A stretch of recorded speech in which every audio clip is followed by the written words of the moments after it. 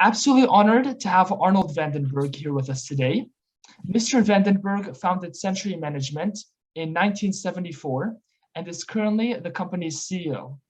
Mr. Van Den Berg's childhood years in the 1940s were filled with angst. He and his family were living in Holland, just down the street from Anne Frank.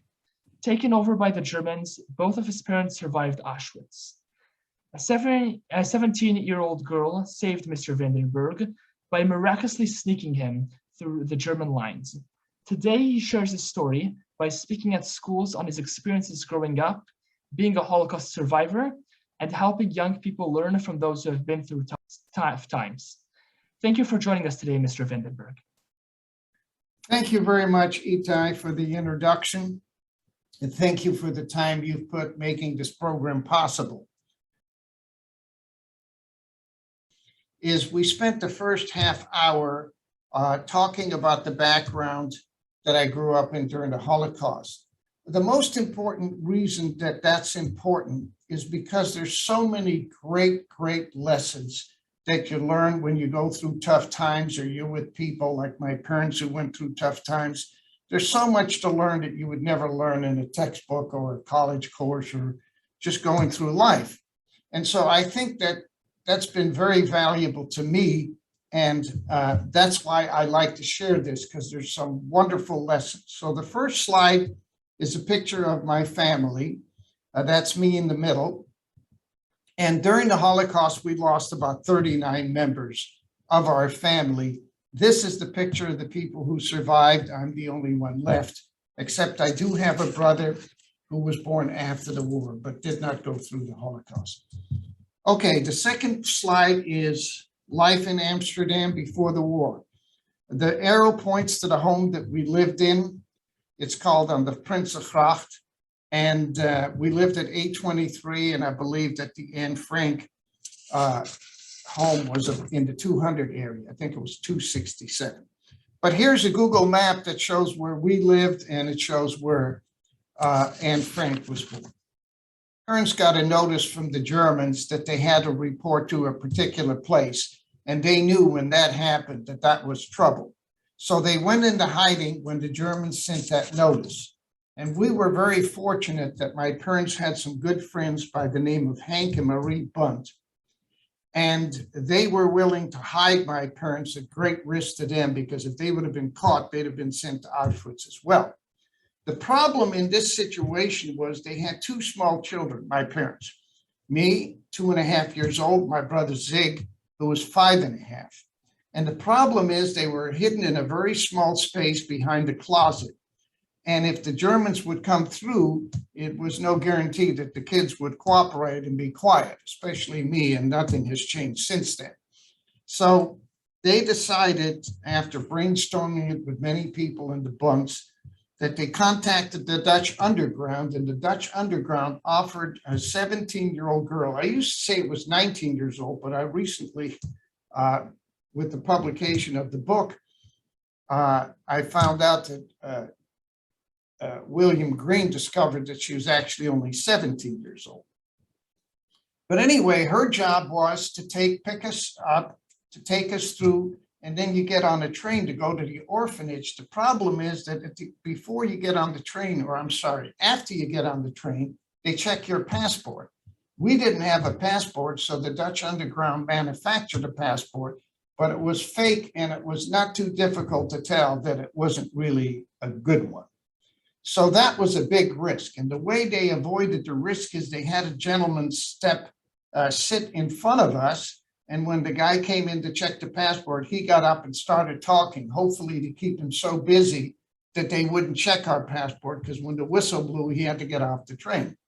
So the girl was sitting there, and she said it felt like her heart was going to pound out of her body, because she didn't know whether they were going to check her passport or not. Anyway, the whistle blew, and fortunately, they didn't check the passport. But while we were approaching that, she wrote me in a letter. I shall never forget that when the train pulled in at the station, there was a small group of SS men on the platform. It gave me quite a shock, because she thought maybe they would ask her for the passport. But they were so busy talking that they let her get on the train without checking it.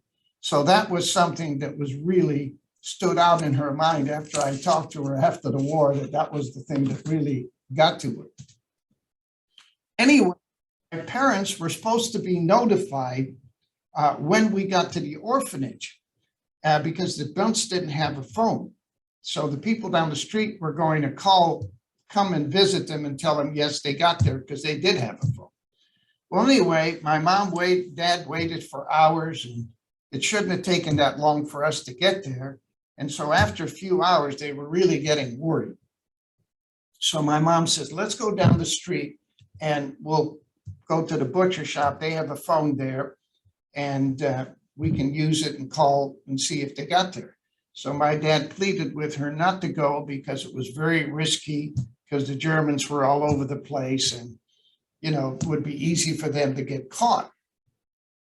Anyway, she agreed to that, but after many hours, she just couldn't stand it. She says, Hugo, I have to do it. And if you don't want to go with me, I'll go alone. Well, my dad says he couldn't let her go alone. So he said he had a very bad feeling, but he went along with her because he didn't want her to go alone. Well, the butcher people, the people who owned the butcher shop, knew that my parents were Jewish. And so they called the Gestapo. And so the Gestapo arrested them right after they got out. And they never did find out whether we made it or not. And my mom always told me my whole life, whatever you do, get married, but don't have kids, because the torture in Auschwitz was bad enough, but to have to go to bed every night thinking whether the kids made it or not, that was a real torture to her. And that brings up another story, which we don't have time for, but it's very interesting.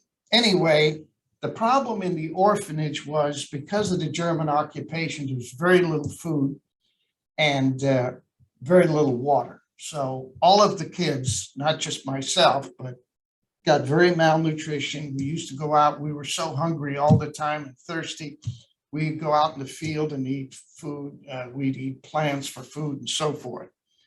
The other thing that's interesting as I look back is it's amazing how you learn to survive at a very young age when you have to.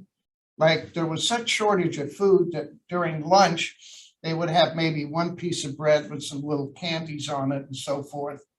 And then we do a prayer. And what happened is when you pray and you bow your head and you close your eyes, the other kids would steal the food off your plate.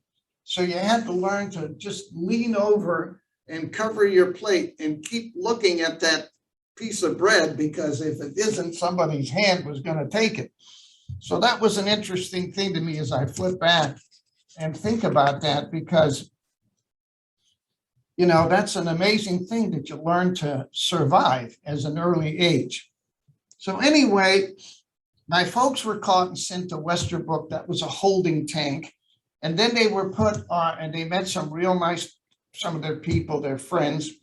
And then they went to Auschwitz, and the train ride was just incredible. It was very cold. It was 3 days from Holland to Poland, 3 days, sub-zero weathers part of the time. There was no food, water, but the worst of it was there was no toilets. So you had this room, this cargo place, a cargo train, which just was flatbed. Everybody was sitting in there packed in like cattle, and they had no toilets. So the way people went to the bathroom is they had one bucket. Somebody would hold up a coat or something to block so nobody could see. And that's all you had to do. And then it got filled up and it spilled over and it smelled. And it was just a horrible ride. But when they got to Auschwitz, that was just the beginning. And it got even worse at Auschwitz. But one of the things that I feel is so important as a lesson that I learned, and it helped me in my life, I hope it'll help other people in their lives, is one of her friends was Beppy Cohen. She's now 100 years old. We celebrated her 100th birthday just 6 months ago. And she had a kind of an altercation with her mom. They had some argument about something. And so when they got out of the train, her dad went up to him and says, Beppy, I have a very bad feeling about this place. And I think you ought to apologize to your mom. Well, she was a very proud girl. I used to say that she apologized, but I found out later on that she didn't apologize. That's the thing that nagged her whole life. And so she went through the lines, she got into the barracks, and she couldn't sleep that night. And so she got out of bed, and there was a woman standing there at the doorway. And she asked the lady, what is that? There was this big black chimney type and or red chimney. I forgot what color it was, but there was black smoke coming out of it. She says, what is that thing? And the lady looked down and she says, oh, I need to ask you a couple of questions first. You mind answering? She said, no, what's the problem? She said, well, did you come here with your children? She said, no, I don't have any children. She says, good. Did you come here with your parents? Yes, I came with the parents. She says, oh. She said, that's a problem. She said, what do you mean? She says, well, when you have women and children coming to Auschwitz, the Germans didn't want to deal with women that lost their children. So they gassed the women and the children first day. So she says, if your parents were older, that black smoke is the crematorium, and they probably were gassed the day you got here, which was earlier in the morning. So that was the lesson. And she said she went back to her bunk, and the first thing she thought about was the argument she had to her mom. And she said, oh my God, my mother went to her grave knowing that we were angry at each other, and I really loved my mother. And so that is a lesson that I never forgot. Whenever I've had disputes or arguments with people, the first thing I do is think about Beppy, and I apologize. And I recommend that anybody who gets in arguments for anything, the first thing you should do is apologize for two reasons. Number one, you're probably 50% of the time you're wrong anyway. And number two, when you get anger involved in the argument, then what they teach in philosophy is that the minute you feel anger, you stop seeking for the truth and you're looking to protect yourself, which is your ego. So if you have an argument with anger, the best thing to do is apologize, even if you're right, because you were not right in getting anger because you got your ego involved in the argument. So it teaches you to keep the ego out of the argument, keep your emotion in check. You'll have better discussions, but more importantly, in an everyday, a good friend of ours lost. Know what happens in life, somebody can have an argument. So this is a very important lesson. Always apologize right away. Well, the key to the apologizing situation is that the thing that we learned from Beppy is that if she had apologized, her mother could have gone to her grave not knowing there was an argument with them. She didn't have that opportunity because she didn't apologize. So that's what I learned from it. But the most important thing in an argument, I always tell people, whenever you get in an argument, the first thing you do is you apologize for two reasons. Number one, you apologize because 50% of the time you were probably wrong anyway. That's number one, and probably more so in my case. And then the second reason is that when you start getting angry, you quit searching for the truth and you're looking to defend your own ego. So if you got angry, you're wrong to begin with. You might as well apologize. And the third reason that I would add to it, the longer you stay angry, the more angry thoughts you build up in your subconscious mind, and the worse it comes in your health and your vision and everything else. You have between 16 to 70,000 thoughts a day. So if they're all angry, you can imagine what your life's going to end up to be. So when you resolve that, you eliminate the negative feelings and you start developing positive feelings. So, and the picture that I'm showing here, the picture I'm showing is not my dad, but I wanted to show people what the average person on the death march looked like. And my dad weighed 85 pounds. As you can see, there was snow up to your knees. These are bodies of people who just were left there because they couldn't make it, died in the snow. And the rule was that you only got one the water you got from scraping the snow off the top of the guy's shoulders that was in front of you and melting it in your mouth. You marched 24 hours straight, no breaks. The snow was halfway up to your knee, and if you kind of buckled, you got tired, and your knee hit the snow, they beat you, and if you didn't get up, they'd shoot you. So as he was telling me this story, I said, Pa, how in the world did you make it? I mean, just think of us marching 24 hours a day in the snow in normal clothes. There was no protective clothes.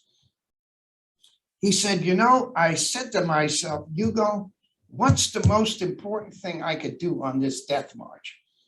And he said, the one thing I realized is I had to focus on just moving my legs, because after a while you get so tired, you just don't think you could make another step, and then you concentrate on it. So he said the secret was the concentration. I couldn't think about how hungry I was. I couldn't think about how tired I was. I couldn't think about how long we had to go. I couldn't think about the pain that I was going through, the cold, anything. All I thought about, and the more I thought about it, each time I said, I've got to move my leg and I got to make sure that I don't fall down. So he kind of locked his knees, even though it was slippery. And he said, the amazing thing is, and this is what gave me my first cue about the subconscious mind. He says, I don't know what it is about the mind, but the more you concentrate it, the more energy you get. There's something about the mind that I can't explain, but it really helped to focus. And if you think about it, when you were a kid and you had the paper, the magnifying glass magnified the sun and it burned the paper. That's the kind of analogy that I use, because it's in that extreme focus that you get the energy from the subconscious mind. And that created a lifelong study of the subconscious mind. I thought, God, if the mind can do these things, just think all the things it can do. So that was the first important part that I learned about that. Anyway, there's a lot of stories that are interesting, but we don't have the time to go into it. And so I wanted to trade on the main important lessons.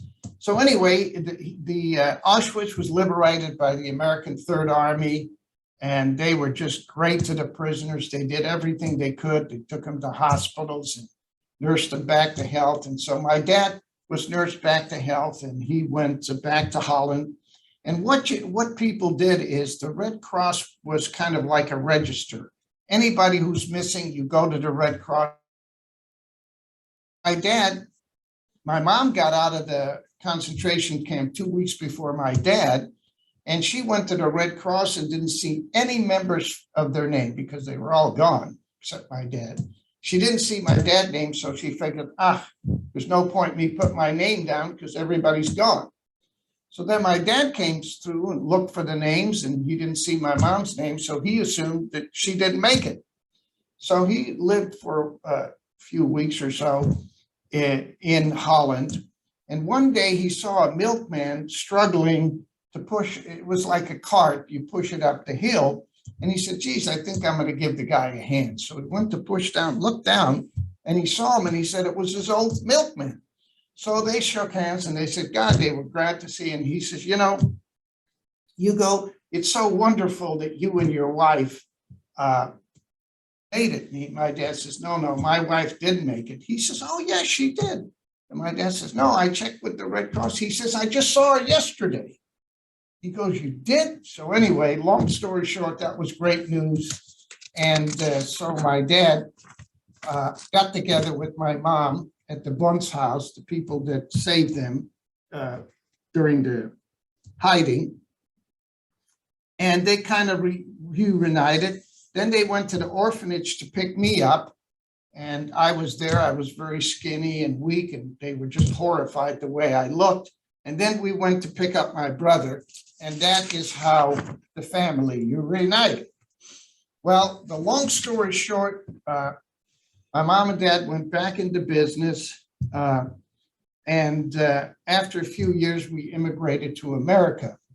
I went to high school there and I graduated. And I married my high school sweetheart, and then we went through a divorce, and I became extremely depressed. I went through a period of depression for years. And so I finally decided to seek out a psychiatrist, and I found a very good person, the name of Dr. Rameljack. And one of the things that I started with, the first thing that always bothered me, how could this 17-year-old girl risk her life to save me, somebody she never even knew or met? And then further is, how could her father send her on this suicide mission? That's number two. And how could he open his house to all Jews, which means he risked the whole family? And so that bothered me, and I never could figure it out. So I went to the psychiatrist. He says, "Oh, that's easy." I said, "It's easy? I've been trying to figure this out for 20 years. Here's what he said. If your life is more important than your principles, then you will sacrifice your principles. If your principles are more important than your life, you will sacrifice your life." So the answer is, these people were deep Christians. They were very devout believers in Christ, and they felt this was their mission, and they weren't even afraid of it. I mean, it was just amazing how brave these people were, and it was because of the principle. And this had a huge impact in my life to think, God, look how important it is to have principles. Now, just to give you the other side of it, here we have one family that risked their life and their family to save people they didn't even know. And on the other hand, you had a family, same country, same religion, who were willing to turn Jews into their to Auschwitz, to a death camp, for food rations. Now think about that, how important principles are. So that's a pretty important thing to understand. And so I've always made important, as in anything I teach, that this is a very important thing. Now, the next thing was that we worked on at the psychiatrist is, why was I so depressed? And what I had learned to do as I started my business, and it was hard for me, I was so depressed that it was hard for me to even get through the day. So I read an article about hypnosis and bought some books on it. And I thought, they said, if you hypnotize yourself for 20 minutes, it's the equivalent of 3 hours sleep. So I thought, boy, that's what I got to do. So I learned to hypnotize myself. It's all part of the study of the subconscious mind. And I went at 3:30 in the afternoon, I'd go into hypnotic state, and I could work until 10:30 at night without even being tired. So that was a very important part. But here's what I would like to teach to people about why you shouldn't harbor anger, why you should learn to forgive people. I even forgave the Germans, and it was such a liberating thing, because all I thought about all these years of the anger, what they did to us and my family and everything. And you keep on thinking about that. You got 12,000 to 70,000 thoughts a day. It can make you pretty unhappy and pretty angry. And one thing leads to another. So I came across this lesson about anger. It's by Dr. Tush. And he says, look what happens. You get resentment and irritation.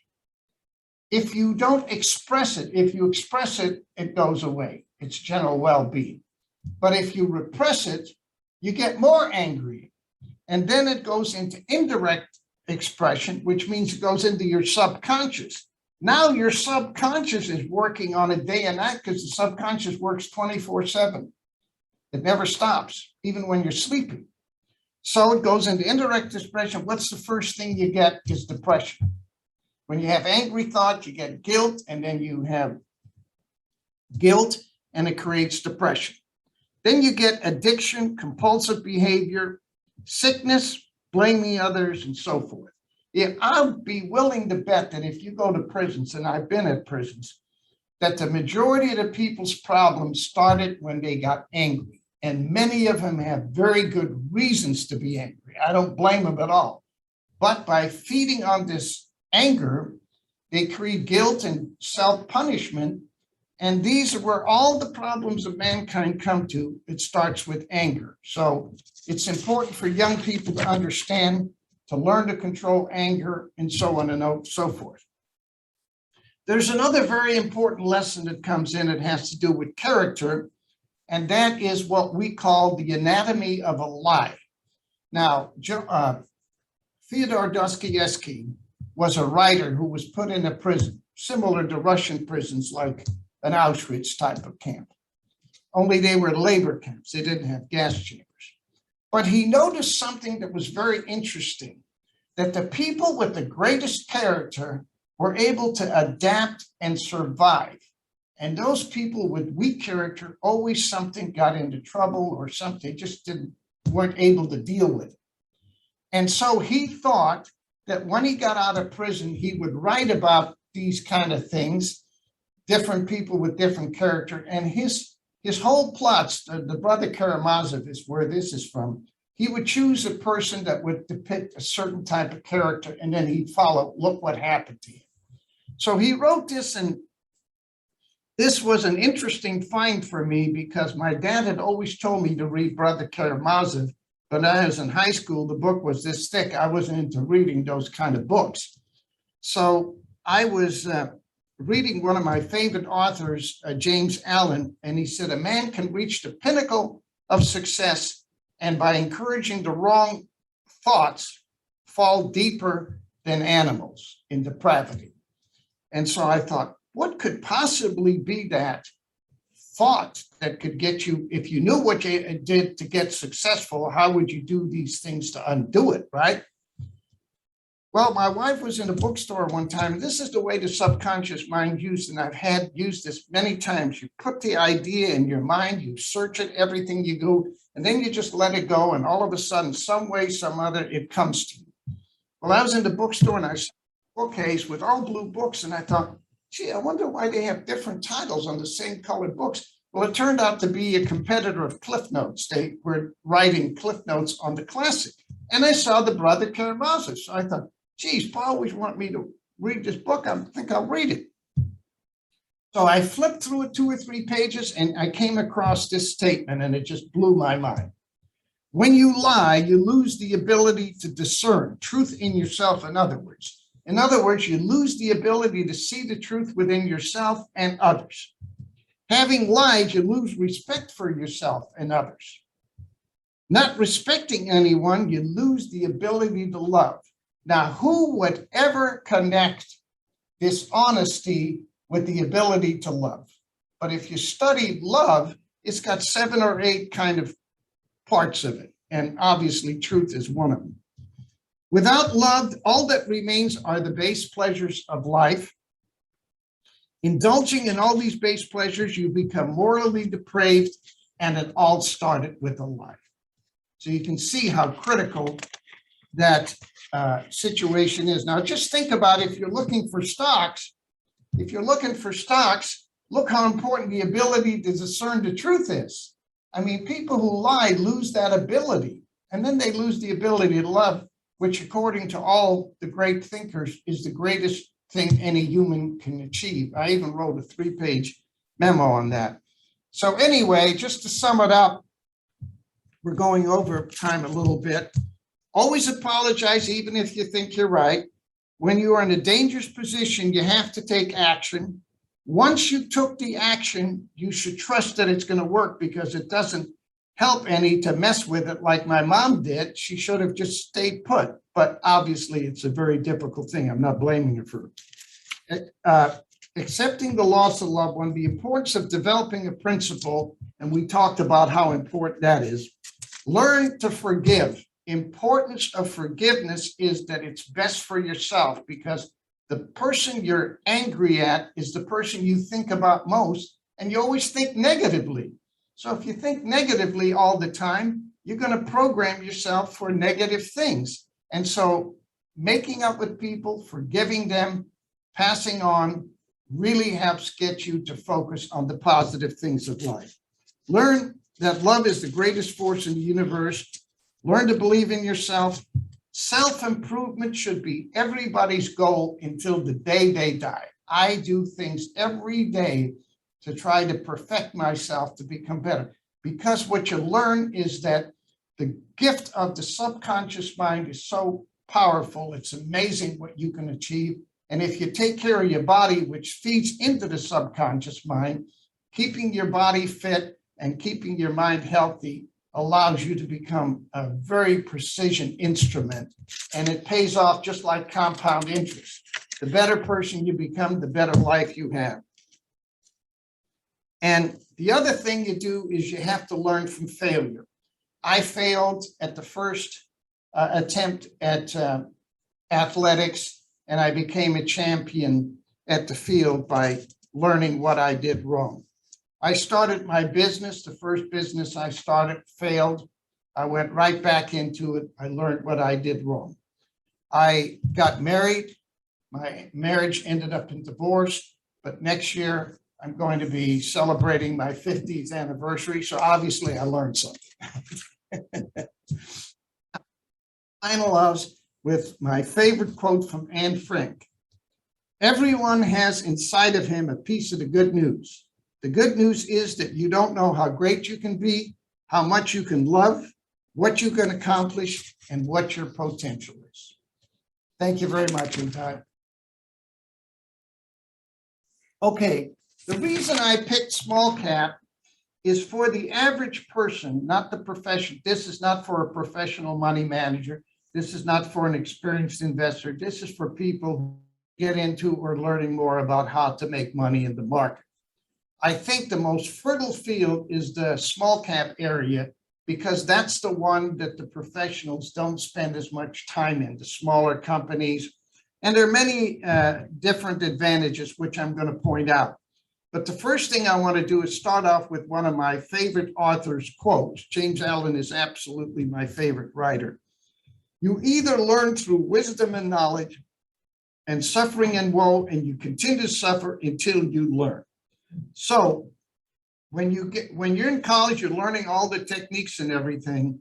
But when you get into the real world and you make a mistake and you suffer a loss or you suffer a mistake, that is also a way of learning. So you have to get started, but you have to understand that you're going to continue to suffer until you learn how to do things right. And that's with everything in life, not just investing.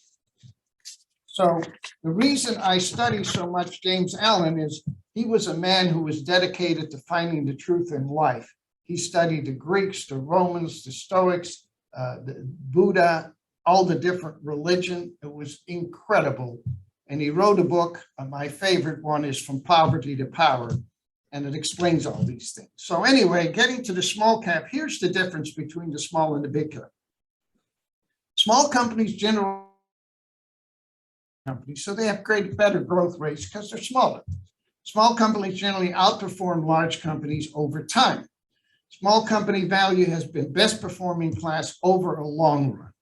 Small companies in general are not as diversified as in their portfolios and therefore more focused on and a discipline. For example, a big company can have 20 or 30 different divisions. Small companies usually have a few divisions. They're usually correlated so they can focus more. Small companies in general are more domestic, so you don't have to worry about foreign currencies. With small companies, investors generally get more direct assets to management.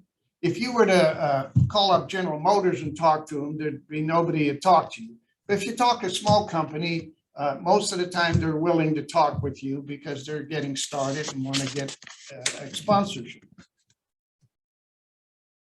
In general terms, these are perceived different. Small company stocks can sell at 60 to 75% of the discount from private market value.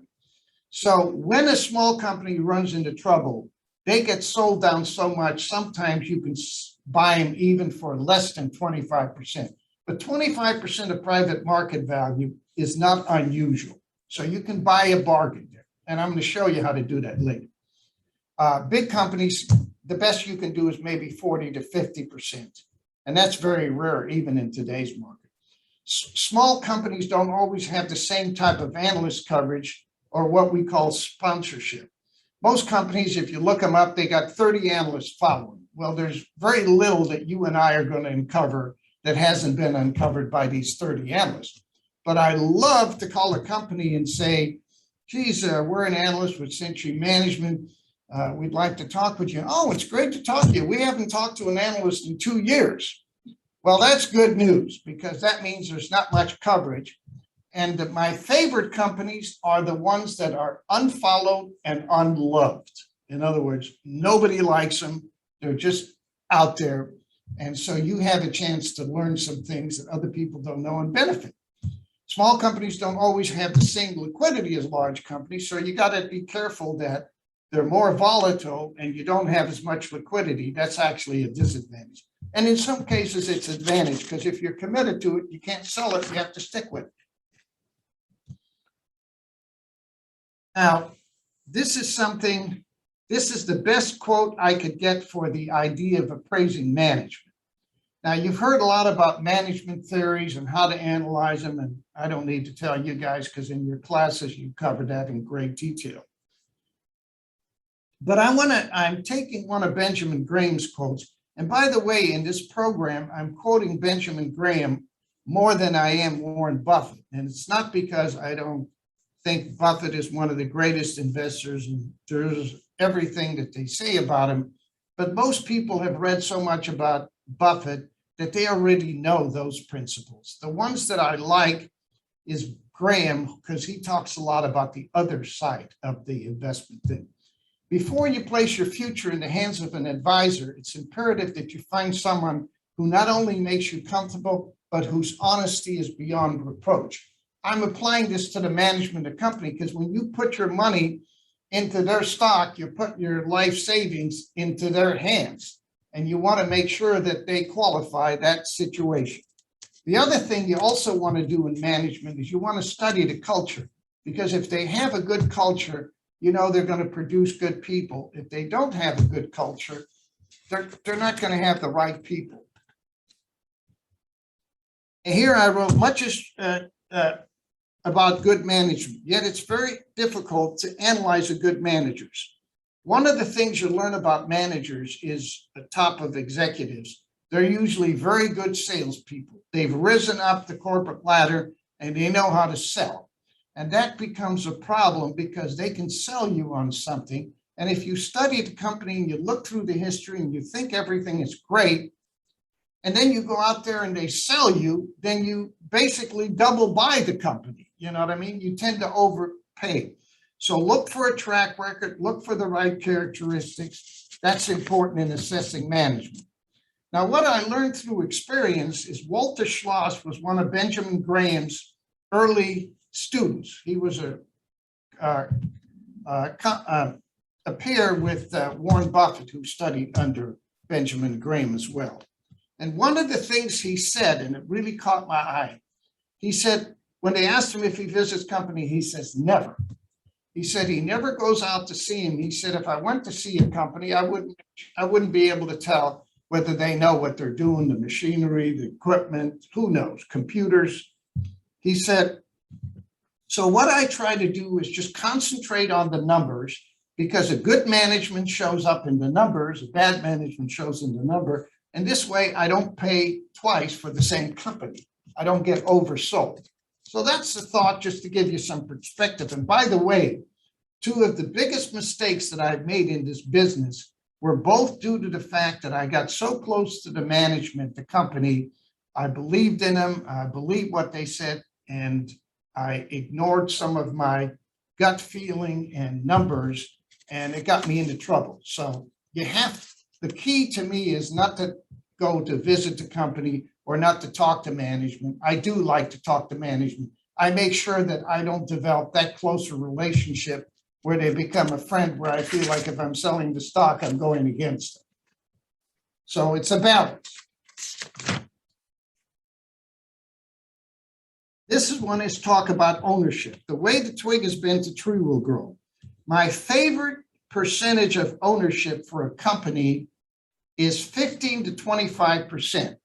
And the reason people say, well, you want a company that has skin in the game. Well, if they have too much skin in the game, you could never change them if they're going the wrong way. So I like a company, small company, have 15 to 20%, maybe 10 to 20%, 25%. And the purpose of that is they've got skin in the game, but there's still a way that you can change them by outvoting them or by other methods. People can get together and vote them out. And on the other hand, if they have 45 to 50%, the other reason is that if the institutions aren't in there because they don't own much, then you get the benefit of somebody discovering the company and buying more and more. The other thing is if they own 45 or 50%, you can tell them all kinds of things and they're not going to do anything because they control it. There's nothing you can do. I had a personal experience. I'll take a moment to tell you about a company called Maxwell. We used to write them letters telling them we thought what the board did was inappropriate. We thought that they were doing things the wrong way. And it was by one main chairman of the board, the director. We kept writing letters and talking to them, and they just basically ignored them. So one day when they had, right before the annual meeting, I asked to meet with the board. We did, and we told him, well, what would you guys like? And I said, I would like you to resign. And he looked at me like, who the hell are you asking? What are you talking about, resign? I said, well, I've gotten enough letters from people who are dissatisfied with your situation, and they're going to vote against you in the meeting because he was up for re-election. And so the bottom line of it is, after a couple of hours of going back and forth and then meeting in the morning, he finally agreed to step down, and he announced it at the meeting. And so things changed in the company. That would not have been possible if he'd have had 45 to 50% of the shares, you know what I mean? Well, the next thing is institutional ownership, and you can read through the letters, but ideal is low, is preferably between 10 and 25%. I already covered some of the points that we talked about, but you can read on the page. We'll just move on. The next thing that everybody should do, which is just common sense, is review the accounting firm.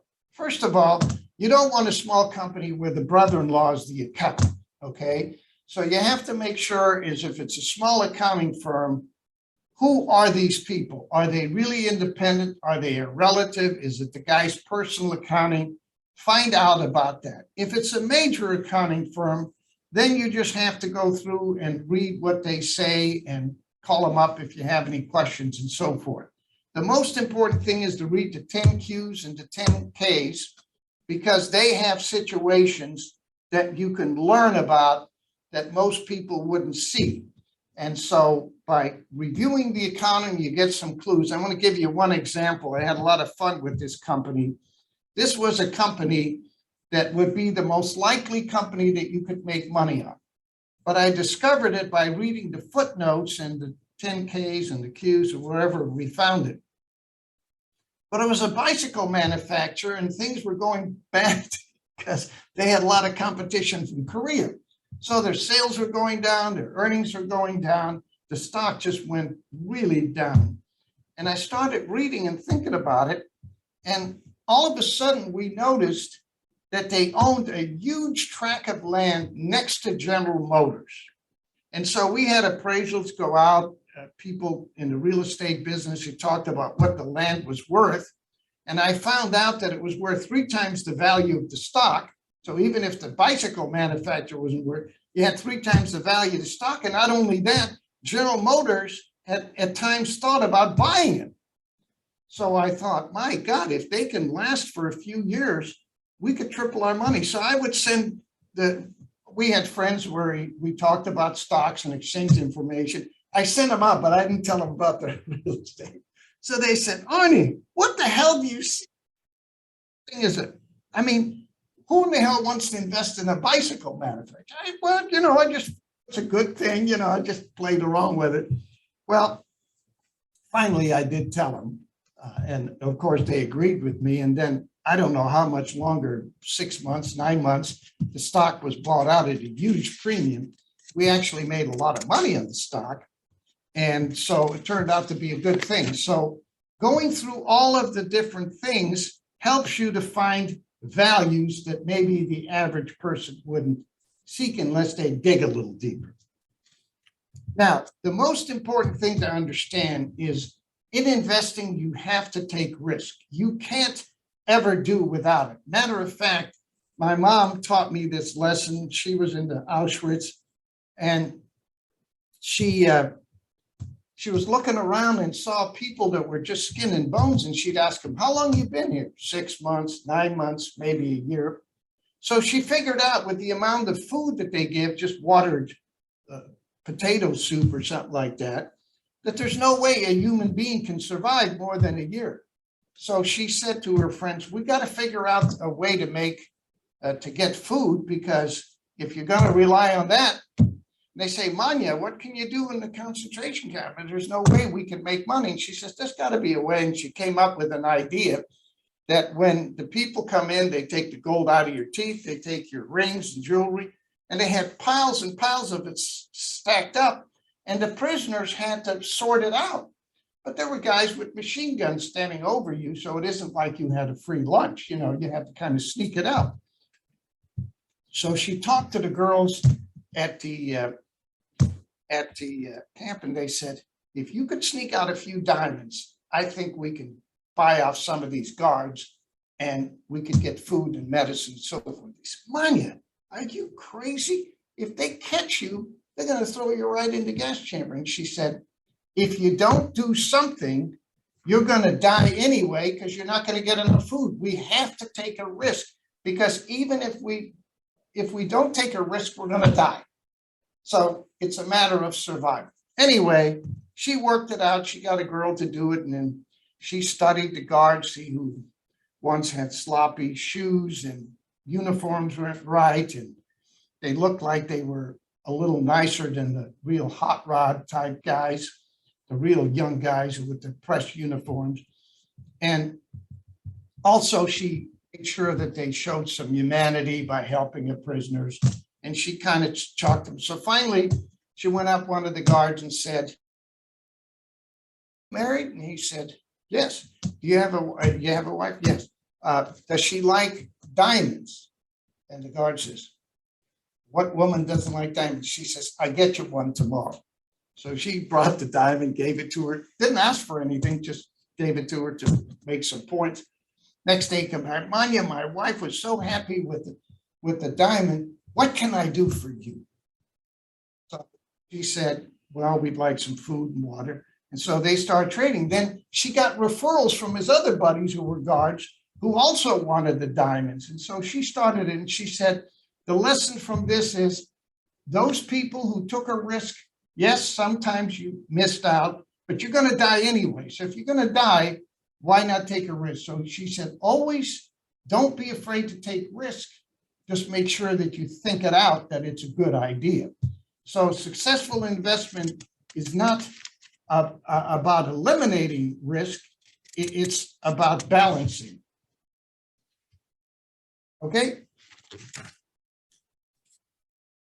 Astute observers of corporate balance sheets are often the first to see business deterioration.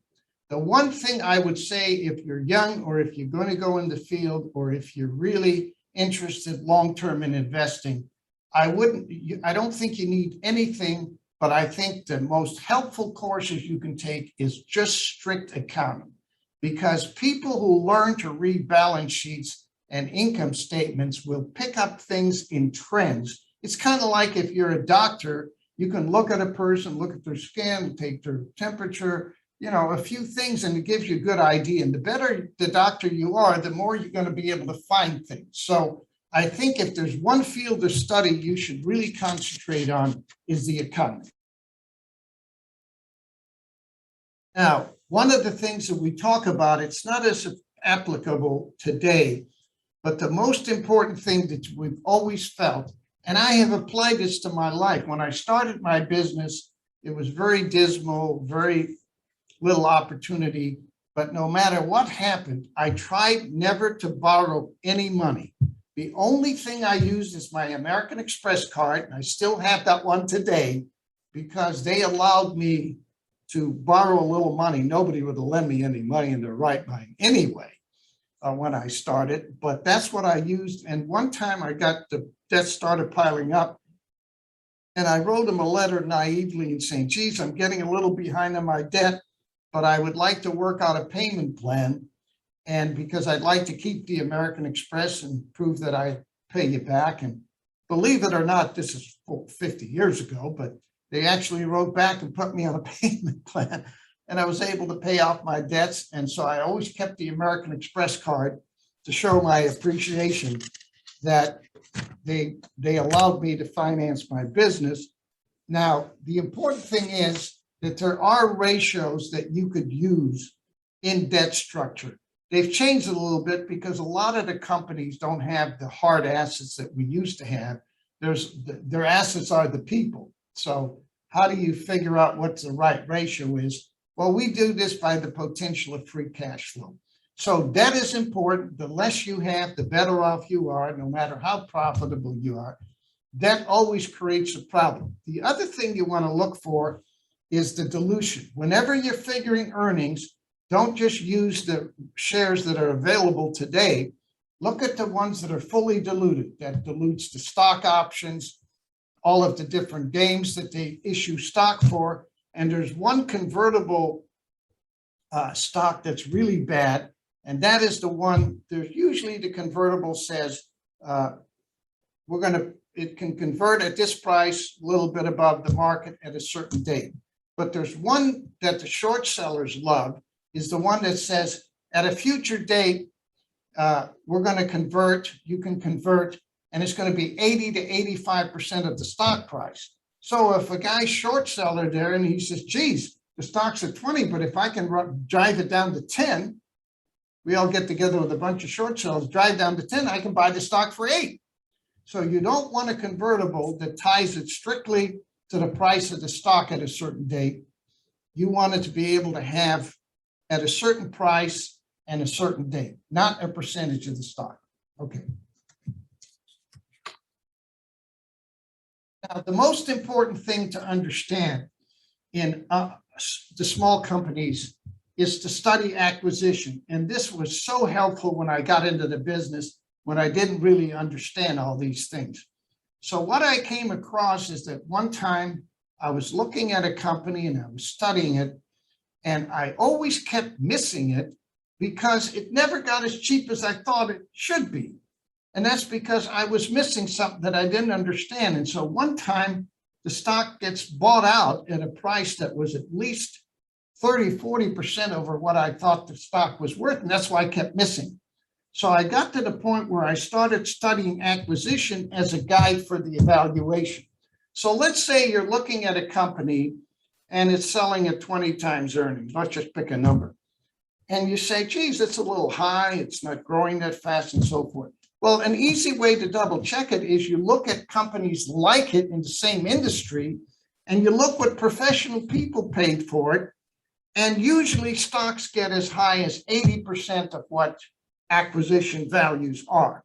So it's a great guide, but it tells you the price to earnings they paid, the price to book they paid, the price to EBITDA, the price to free cash flow.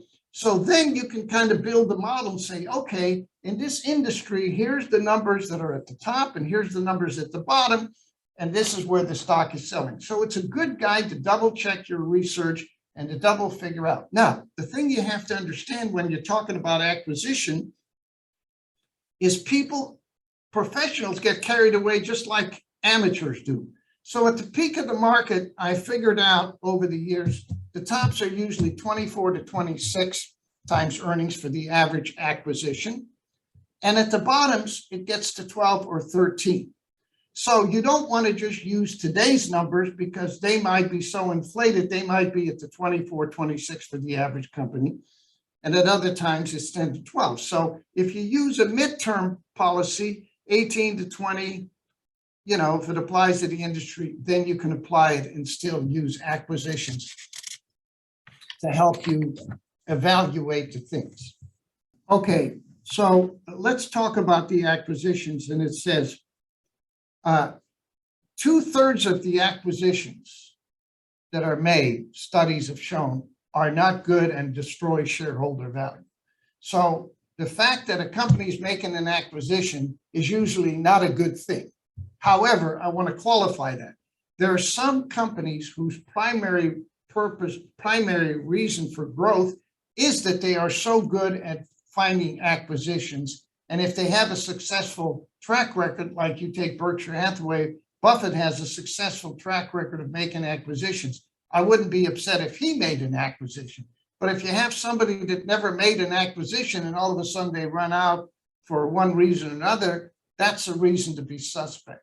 Now, the ultimate acquisitions, which are much more successful, is what we call tuck-in acquisitions, where a person is going along, the company is at a certain price, and they buy a very small company so they can dominate the culture, they can tuck it in, use their people, and it kind of blends in. It's like getting a big customer, okay? That most companies can handle. But when you handle a company that's just the same size as you, then you got problems. Now, the bottom line of it is 10 to 20% of the acquisitions are very successful and make a great contribution to the company, but you got to be careful. The worst one that you can think of is when you got a company a certain size, they make an acquisition that is just the same size as them, and then they have culture wars. For example, the salespeople are going to say, geez, we're selling the same product, and which ones are they going to fire, right? Or the administrative people start saying, geez, the reason they're putting us together is to cut costs. So a lot of people are going to get the jobs lost. So people start fighting with each other to control their job, to protect themselves. And you got two cultures that are clashing at each other, and that's usually a disaster. Now, the reason that usually happens is the first company that is buying the other one don't believe in their future anymore. It's going down, so they figure by buying another company like them, or worse yet, another company is completely different that they don't understand, that usually is the biggest disaster. But whenever you see huge acquisitions, that is a flag, and it's usually better if they're acquiring you just to sell your stock, and I'll give you an example of that. But you really have to study acquisitions. First of all, it teaches you a lot about evaluation. Second of all, it tells you where they're going, and especially if a company is kind of faltering, to make a huge acquisition and add debt, that just is really bad news. So you want to look for that. The next section I want to talk about is short interest. And short interest can be a tremendous help to the average person. When you are ready to buy a stock and it's got a huge short interest, you want to be very careful about that, because as I'll explain later, short sellers are very good at what they do. They're very knowledgeable, they're very sharp, and you don't want to ignore it. Now, the reason I would suggest anybody who's listening to tape that I would, having studied the subconscious mind for 45 years, I would not recommend that anybody become a short seller, and especially like a hedge fund manager. I think if the hedge fund manager of today understood the subconscious mind, they would not be hedge fund managers. They'd either be a short seller all the way or a long buyer all the way, but not both, because it creates tremendous conflict. Okay, the thing I wanted to point out why short selling could be a problem. First of all, going short is looking always for the negative, which affects your mind and your body. Whenever you're giving negative instructions to your subconscious mind, it doesn't think, act, or judge. It just follows instructions. So if you feed it negative things all the time, that's going to be your perspective in life, looking at the worst of things. Going both ways divides your minds and creates conflict. I believe if most short sellers would understand what it does to them over the long run. Now, it can be very successful over 3, 5, or 10 years, but I'm always thinking about the long run. I'm going to be 82 this year, but I'm still thinking about the next 20 years. I may not be there, but what difference does it make? I want to have the investment that I leave with whoever we leave the money to, with the idea that they have a long-term perspective. Whether I'm here or not doesn't matter, right? My opinion about short selling is not that it's wrong or immoral. It's only wrong for the individual. Actually, short sellers play a very important role in balancing the market. So I'm not against short selling. I'm just against the individual doing it for himself, not for the market. Now, here's an understanding. This will give you an insight on what short sellers really are. Alan Abelson, I read him for 30 to 35 years. He was a great reporter and for Barron's. And he said something to me that really capsulized the short seller. He said, I never heard of a short seller who had a happy childhood. That kind of gives you the explanation of their mentality. Short sellers are a different breed. They're skeptical, cynical, and tend to be negative. However, they are unusually knowledgeable, know more than long players at the very deal. And the reason is they have to be even more careful, because if you buy a stock at 10, it could go to 20, 30, and 40. If I buy a stock, go to 0 and that's it. So I can lose 100% of my money, but the short seller can lose 3, 4, 5, and who knows, 10 times. And so it's important for short sellers to know that they're right, to know that there's no surprises. But what most short sellers get hurt at is what Benjamin Graham said. It's a lot easier to tell whether a stock is cheap or whether it's so overvalued that it should be sold, because we've seen things in the tech bubble that just went to things that nobody in their right mind would believe, but they went there. So the short seller has to fight not only the logic of deciding what is overvalued, but to understand the psychology. And in manias, that could be very, very painful, as I'm sure it has been in this last market.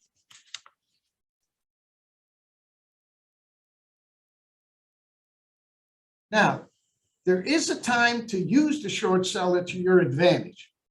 If you have analyzed the company, if you've done through the acquisition, and you see that this company is selling at 25 to 50% of its value, and the shorts haven't covered yet, they're still in the short position, well, that's the time to look at the fact and say, the short sellers can now help us out, because if they're so complacent and they think it's going to go down, and you think that it's not going to go much cheaper than 25% of value, then you can buy the stock, and that puts pressure on the short sellers, and now you got them working for you instead of against you. So there is a time. So studying short selling is very important for the long buyer. You got to know who the enemy is. You got to know who people are against you, and you should know why people are selling the stock.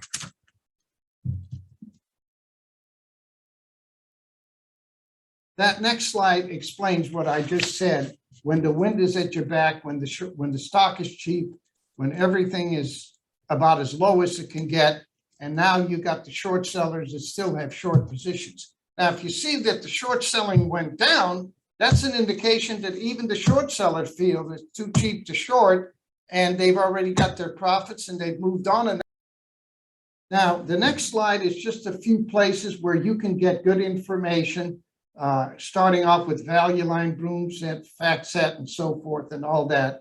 So I'm sure most people would know where to get this, but I wanted to include it in for some people who might be looking for sources.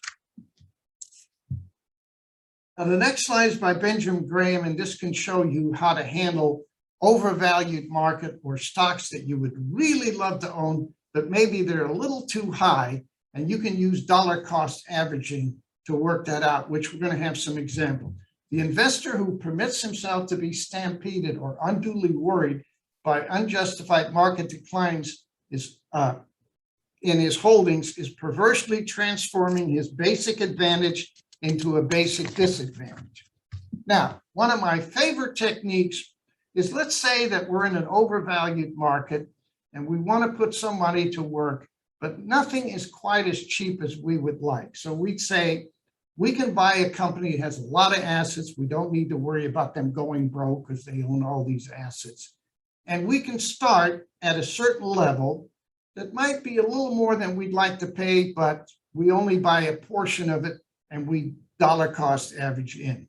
And this way, you don't have to worry about market declines. You don't have to worry about all the psychology. You just have a methodology where you start at a period and you do periodic adjustments until the stock gets there. So the next slide is going to show you how to do this.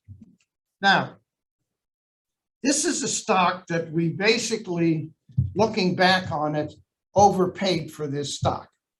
And that is the fact that our evaluation was they owned. And so that real estate protected us, and the real estate was far worse than the stock paid. But I have three different clients to use three different techniques. And you can see they all came out with a pretty good return. So the first client started at 26 in 1980 at 26.52. You can see that on the slide, right? Then they bought it at 24, then at 19, then at 150 at 17, on down the line. When we got to our buy point, which was really cheap, we bought a lot more stock. We bought 1,100 shares instead of 200 because it was really depressed. Now think about this. If you were worried about the panicking in the market or panicking in the stock, you would have said by the time you went to 26 and it went to 15 and 14, you'd be in trouble. But because we knew they had huge assets in real estate that weren't going to go out of business, it was just a matter of dollar cost averaging. So in this client, we bought 1,100 shares and we bought it at a price of $11.80. In the next client, the stock was a little cheaper, so we bought a little more going in. Instead of 26, we bought it at 20. We averaged down. When we got to 1180, that's where we bought the majority of stock at 1200. And then the next client, he started off with the position at 17. So we doubled the amount that we bought for the first client. Instead of buying 200 shares, we bought 400 because it was already on the way down, right? We kept averaging. That client bought 1,600 shares at 1180. The worst that happened to the stock in that year, it went to 9.9. So the majority of the investment was done just 10 to 15% off the bottom. Our buy point felt that at 1180 or 1150, it was about as cheap as it's going to get. But you never know. It always goes a little lower. And it might not have stayed there that long. Matter of fact, it didn't. But sometimes they spike down a little bit below. But we got it pretty good as far as buying. Now look at the results. Client 1, we bought 4,800 shares. Client 2, we bought 4,900. And client 3, we were able to buy 6,100 because we started off at a lower position. But the average price, the three different clients, one started at 17 and the other one at 26. The average price was 14 across the board, 1467, 1404.06. The average cost shows up next, was pretty close. The market value was very close, except the one who bought more. The gain is there, but look at the return. The return was almost the same thing. One client got 18%. That's the one that started at the higher price. The second client got 21, and the third client got 21. In the older client, it took 3.75 years to get this return, but it was average 18. The second client averaged 21, the third. And this is particular a company that never really turned out to be a good investment if you'd have bought it at any one of these prices. But the company 5 years later was bought out at $6 billion for $26.75. So we sold it into the 21, 22 area, and we still made 20% on our money, even though we averaged it all the way down because we knew that this company would survive. I would not do it with a questionable company. I wouldn't do it with one company. You have to have at least 10 or 12 positions to be able to do this. Now, here's the interesting thing, talking about debt. Private equity companies bought these companies. They bought it for $6 billion and they financed $5 billion of it. So what happened? In 2018, they went bankrupt because the debt took them down. So there you have a good example of starting with a mediocre investment, but being disciplined, following it in, still making a great return, and then watching the company use excessive debt. If I'd owned it at that time, I would have sold it just on the fact that, because of the leverage. Now, the other thing you want to do is you want to do all your research beforehand, because the only time you can really be objective is 30 seconds before you buy it. So have it all laid out, make sure that you believe you're right, and then stick with it and go for it.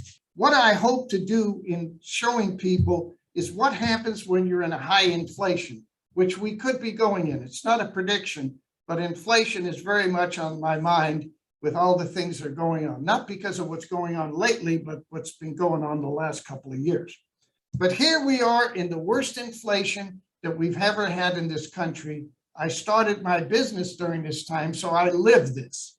Now look what happens. In 72, the interest rates, the CPI was at 327, and it ended at 341.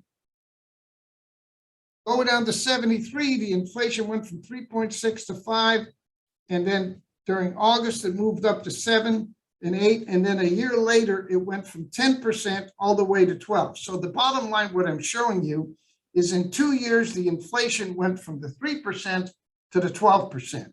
Now look what happened to the S&P, PE, second column from the last. The PE, low inflation, low interest rate, was at 19. It kept staying at 19, but then as the inflation picked up, the multiple went to 16. Then as the inflation picked up to 8%, the multiple went to 13.7. And if you look at the last one, the multiple on the S&P got as low as 7.7 because the interest rates was 12%. So, and if you look at the results, at the top of the peak of the market, the interest rates were low, inflation was low, the market was at 19 to 20. But during that 2-year period where the inflation picked up, the market went down 48%, even though it was earning money and doing fairly good. Now, here's my favorite chart to look at what inflation does. I have always stated in my presentation, there are only 3 things that are important in evaluating a company. People get involved in all the macro and all these kind of things, and they're all important and they help. But the main thing you want to focus your energy and time in, there are 3 things valuing a company: inflation, interest rates, and the fundamentals of the company, the industry. Now, let me give you a brief shot at the last 50 years, right? From 1973 to the present. This is the value line index, and that's my favorite index for 2 reasons. Number one, it's a median, it's not an average, so it doesn't get distorted by 5 companies that carry the index. Number 2, it is median, and number 2, it goes 2 quarters back and 2 quarters forward. So you get a much better idea of the average stock, because the students and us and so forth, we're going to be investing in the average stock. It's not always going to be the big cap stock and so forth. So if you look at the left-hand side, you can see in the first zone, it says, this is the period from 73 to 82 when we had the high inflation. The average stock at the bottom was 4.8 times earnings, and the peak was at 8 times earnings. So when you have high inflation interest rates, you're going to get PEs from 4 to 8 or 9, maybe 10. But on the value zone, it's usually 8 to 12. And the expensive zone is going to be 18. Now look at the second period in your right-hand column. It's right here.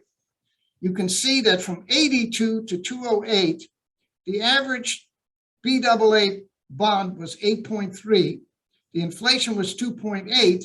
But you can see in that period from 82 to 208, the bottom of the average stock was 10. Like in 208, the lowest it got was 10, and the peak was 20. So if you have high inflation, you're going to have 4.8 to 8, maybe 10. That means that 10 is the top of the market. In average or low inflation, you're going to get the bottom being 10 and the top being 20. And in today's environment, which is the lowest inflation we've ever, lowest interest rates we've ever had, even in the Depression, the bonds only got to 3%.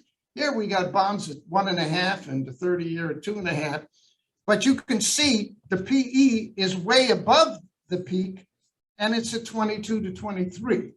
So this is why studying inflation and interest rate is so important, because when I was coming into the business in 74, we started Century Management in 74, I was able to buy stocks at 5-7 times earnings with 6 or 7% dividends, 3 times cash flow.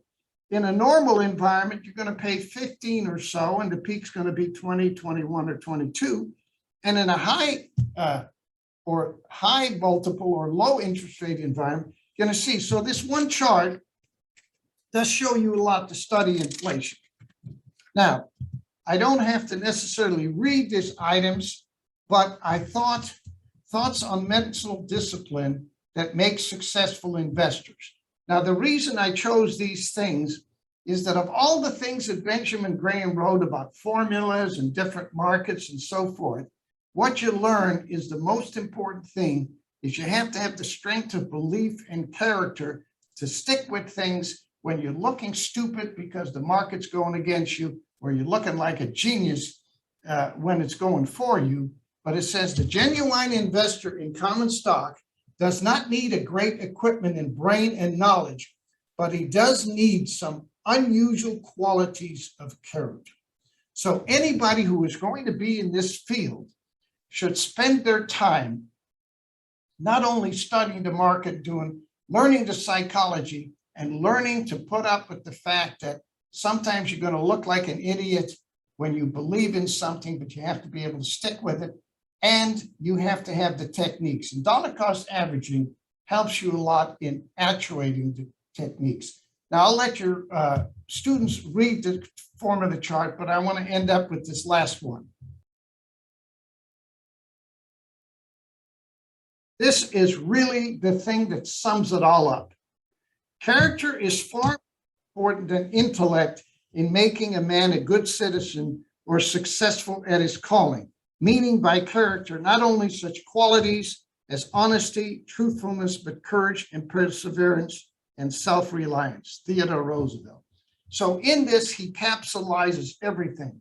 You got to be good at your calling. You got to be dedicated in that, but you got to be able to create a mental discipline that allows you to stick with what you believe, to pursue what you believe, to stick with it even though it may not be popular at times, so that over the long run, you can gain. And it doesn't matter whether you're in Auschwitz to learn these principles, or in the Gulag, as Dostoevsky wrote about, or in the market or in everyday life.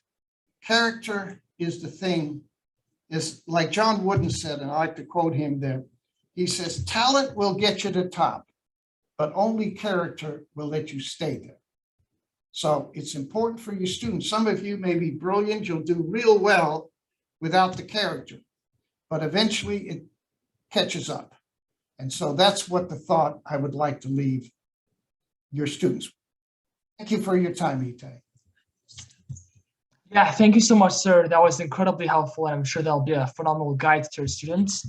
So our first question is, how do you assess long-term investments in industries that may face declining long-term demand trends and increased future regulation, such as maybe oil and natural gas? That's a great question, and I'm prepared to answer it because we're very heavily committed to oil and gas. We feel it's going to be a leading industry over the next 4 or 5 years. And I think that we have made a big commitment to it. We paid a big price getting in early, which was, if you look at any time you get in too early, you're going to pay a price. And we paid a big price for that. But it's coming about now, and it's going to be better than anybody ever thought. And here's the key in understanding the oil and gas. First of all, oil price is a matter of supply and demand. Well, the industry has been so pummeled. The thing that made our industry so great is that we had shale producers, and they increased the growth rate of oil and gas beyond what anybody ever believed. In 10 years, they made us independent producer. And then they got shellacked. Why did they get shellacked? Because they all were making so much money. They leveraged themselves. The banks couldn't wait to lend them money. All the shareholders were making money. They were piling in. They were buying back their shares of stock when it was overvalued, and everything was bullish, just like the top of anything. And oil got to be $140 a share. Down from 208, from 140, it got down to was 15, but there was one day where it went below zero because futures traders, you know, they short the stock, but they don't expect, or they buy long. They didn't expect the oil to be delivered on their front lawn, so there was no taker. People had to pay to move it away. But if you take that day out, the average price of WTI at the low point was about $15 to $20.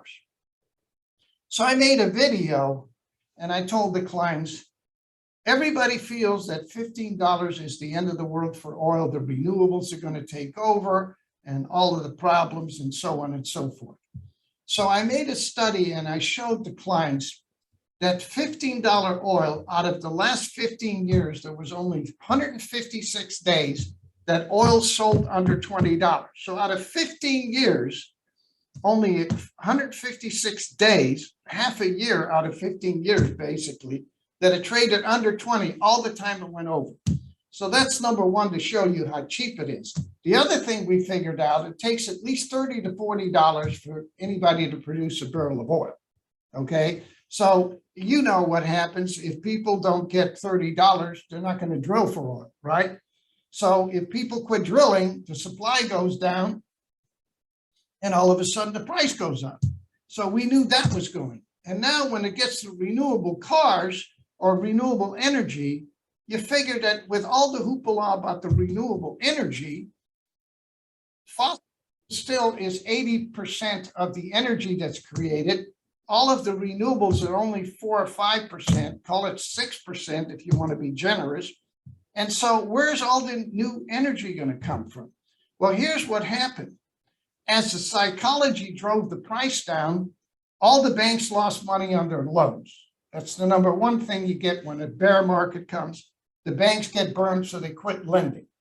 Second of all, the people who were leveraged, they went out of business.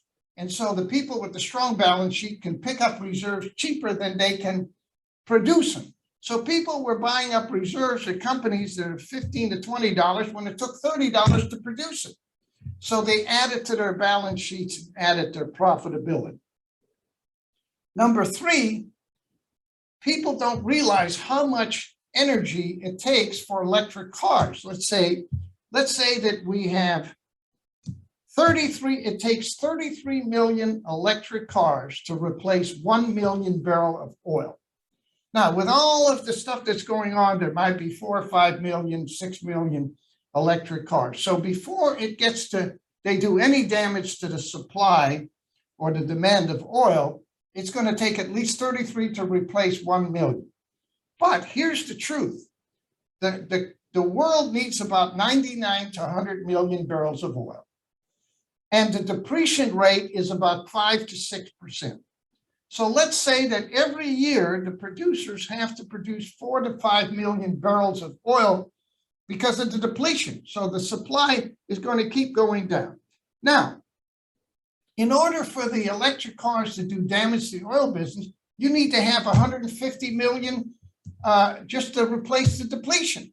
So if they're at a few percentile now, 5 or 6 million, it's going to take a few years before they even start affecting the price of oil, because they have to have 150. Now, there's no doubt in my mind that you're going to have 150 million electric cars and even more, but it may take 10 years.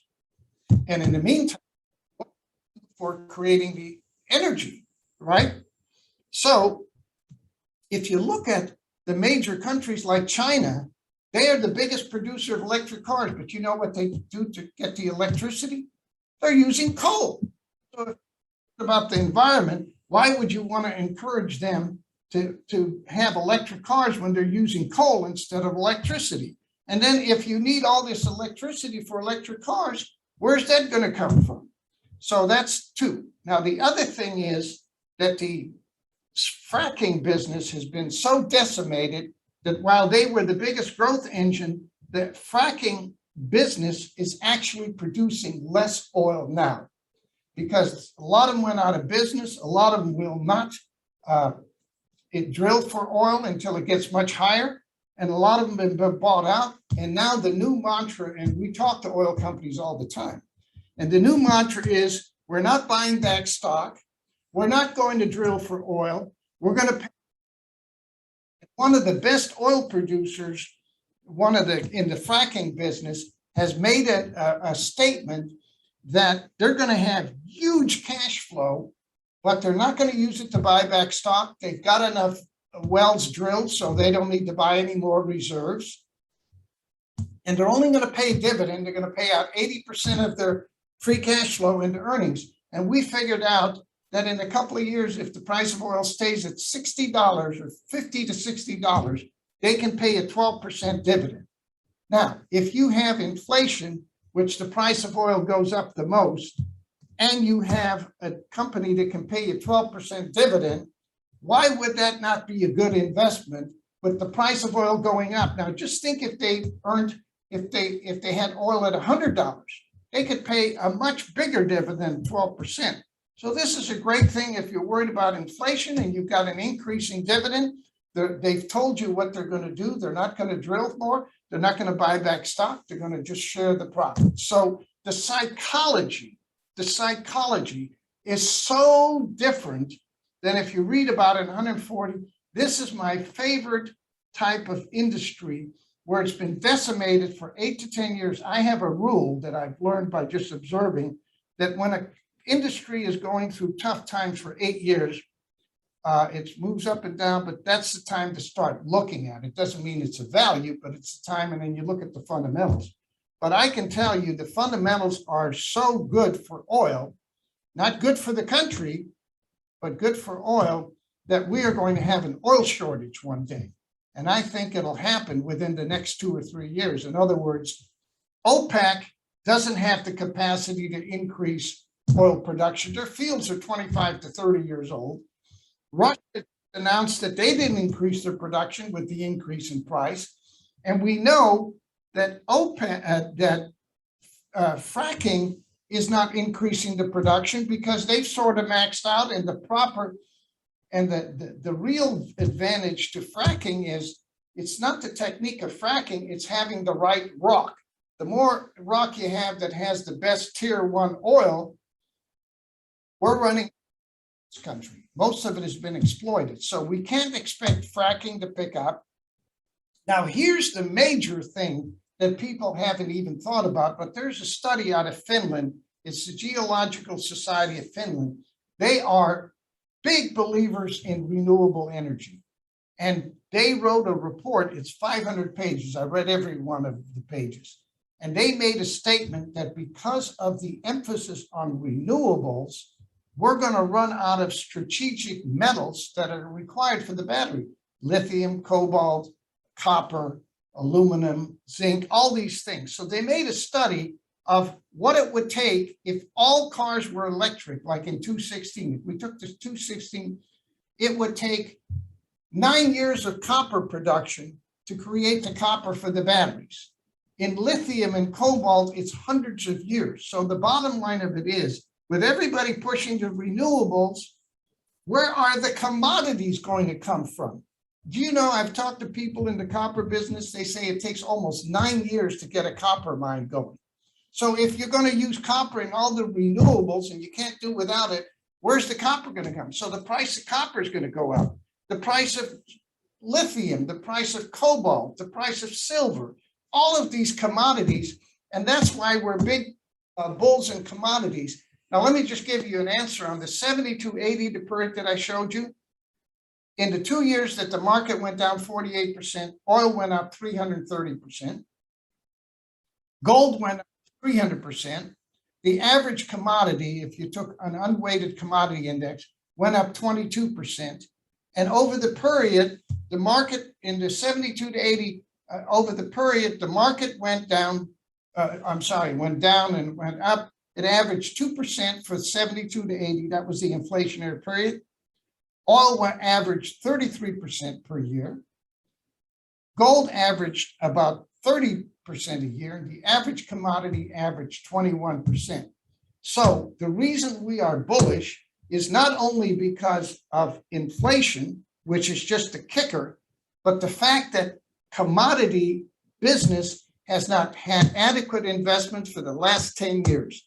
When you have the Microsoft and the Amazon of the world, who in the hell wants to invest in copper or silver or gold or any of these companies? So they're underinvested. They're going to be in short supply. And you don't need to be an economist to know when there's short supply, you have levitation, the price go up. And that's what's happening to the oil business, and that's what's going to happen to the oil stocks. Yeah, thank you for that thinking and commentary. It's very, very helpful. Our next question asked, why have you decided to focus primarily on domestic stocks rather than going international? That's a very good question. And Templeton would give you the argument that why would you search only for domestic investments when the whole world has got companies and so forth? The reason is because I didn't feel qualified to study other markets and learn all the ins and outs of it. We are expanding in that area now, and we have a number of foreign companies, but that's only because there's very little value in the American markets. There's more in the emerging markets. And so we are doing that not because we have the expertise in it, we're developing the expertise, but because that's where the value is. We're value managers. We go wherever the value is. But up until now, there's been pretty good value in the American market, but I wouldn't say that that's true today. So emerging markets and other foreign markets, I shouldn't say just emerging, foreign markets do have a lot of potential. And there's some great companies that are in foreign markets. So there's no reason not to. Yeah, that makes a lot of sense. Thank you. And people were also wondering, what are some permanent changes in the economy that you're expecting to see from when we emerge out of the pandemic?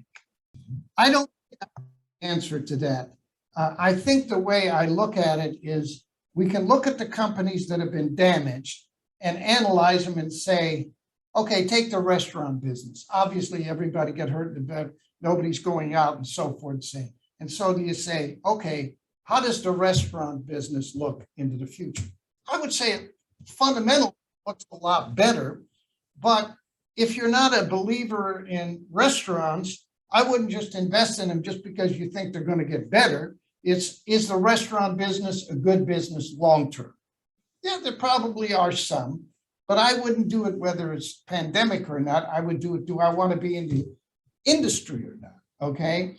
If we're talking about other things like travel, airlines, I wouldn't buy any airlines. I know they're going to do a lot better than they have, but I've never been attached to the airlines to over leverage. It's not a great business. And yes, you can buy them if you buy them real cheap. But I'll give you an example. One of our clients called me up when the pandemic, he says, boy, the airlines are not going to go away. So we would not invest in. I said, well, that's one way to look at it. They're not going to go away, but some of them could get into financial trouble. Some of them get into bankruptcy. Some of them could be bought by the other one. But I got an idea on how to do it. There is a company that does make, doesn't matter who's around. So why don't we buy a company that does the maintenance to all the airlines? You don't have to pick airlines. This thing has got hammered just like anything else. And we don't have to worry. As long as there's planes around, they're going to be in business. And it doesn't matter whose planes they are or what they are. So there's way to play. I prefer to play the picks and shovels than necessarily the main industry, because you never know which company is going to make it in the airline business, but you do know that they need to have maintenance. It's kind of like, I don't have to buy an electric car, but maybe I should look at the kind of businesses that would service the electric cars, like the commodities to go into the battery, or maybe the battery manufacturer. There's hundreds of companies that make electric cars. How can I pick out the one that's winner? If you did that at the turn of the century, you don't, there's thousands of companies you haven't even heard of that never made it. And the automobile business has been in a big boom, but it's kind of hard to pick which one's going to make it. So I would prefer to sell the tires. Cars need tires, doesn't matter whether they're electric or anything else. So the point I'm making is there is a direct way to play the pandemic, but there are other plays that are more subtle that might do just as good with less risk. Yeah, that makes a lot of sense, and it's very helpful. Thank you for that. And students observe that you're very inspired by quotes and you find them integral to your learning. They were wondering which quote has had the biggest influence on you and the way that you live your life. Oh, there's no question about it. I'm glad you asked, because my hobby is quotes. And I have 5,000 quotes in my computer. And I published a little book, Timeless Thoughts, about my favorite quotes. But there's two reasons I collect quotes, and I learned through this. But to answer your question directly, my favorite quote is, I will prepare myself and the opportunity will come. Now, here's the key to this, Abraham Lincoln, by the way. When I was starting my business, I didn't have an education. I didn't have any clients. I didn't have any money, but I had a dream. And I learned that it can be created if you can get your subconscious mind to believe in that dream. Now, just to give you saw how skinny kid I was on the pictures of the Holocaust, right? Well, I came to a very tough high school, and, where fighting was the thing, and I was always getting my butt kicked on that. And I wanted to pick up my strength and all that. So my brother lived on a farm during the war. He was strong and so forth. And so he started climbing rope. That was an event. It used to be an Olympic event, but it was an event in high school. So I walked in the gym and I saw these guys with these big builds, and I thought, God, that's what I want to do. So my brother introduced me to coach, and coach says, if you want to build up your strength, you start climbing the rope. Then when you get the strength, we move you on the other events. Well, 2 years later, after working out 2 hours a day, I was still climbing the ropes, And so I was getting better at it, and I was getting stronger. And we were sitting around one day, all the guys, what are you going out? I'm going out for football, basketball, baseball. What are you going out for, Van Den Berg? I said, I'm going out for the rope climb. And so this guy was sitting there, and he was a bodybuilder, very strong guy. And he looked at me and he said, you're going out for the rope climb? It's kind of like, you got to be. And I challenged him to a race. He'd never climbed a rope before, but he was pretty strong, obviously, lifting weights. Well, he beat me so bad, I wanted to cry on the spot. But as I went home that night, a thought flashed to me, why would you give up when you know you're getting stronger? So I said, that's right. It doesn't matter. I'm getting strong. I'm going to keep doing it. So by the time I got into the 9th grade, from the 7th I climbed, I made the team, 5th man. The only reason I made 5th man is because there were 4 guys going out for the team, and there was a space open for 5, and there was nobody else, so they took me. So I was almost an embarrassment to the team. But the bottom line of it is, one thing changed my mind, and that's why the quote's so important.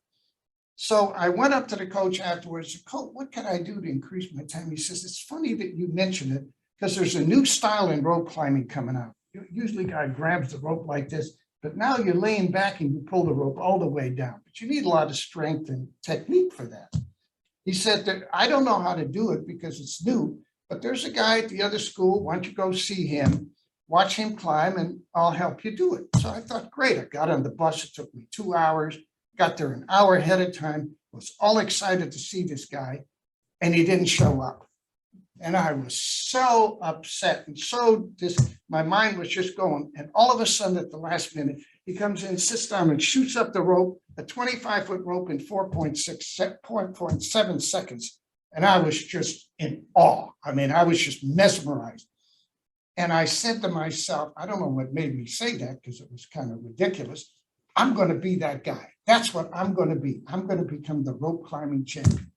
And on the way home, all I could think about is I didn't have a camera. I kept, practicing it on the bus. People were looking at me. I'm sitting there going through, kicking my legs and so forth. But at night, I would wake up because I just couldn't sleep because I was afraid I was going to forget the technique. So I got up into the mirror every 3:30 in the morning. I would be practicing this technique for at least a half hour. Then I could finally relax and go to sleep. Well, after about 6 or 7 months, one day I woke up and I felt like I was Superman. I was just like a new man. I got down there, struggled through class. I just couldn't stand it. And I got to grab the coach and I said, Coach, let's tie me. And he tied me and I'm shooting up the rope like it was in a dream. It was just effortless. It was just like amazing. And I usually had to reach way up to reach the top. I almost hit it with my elbow.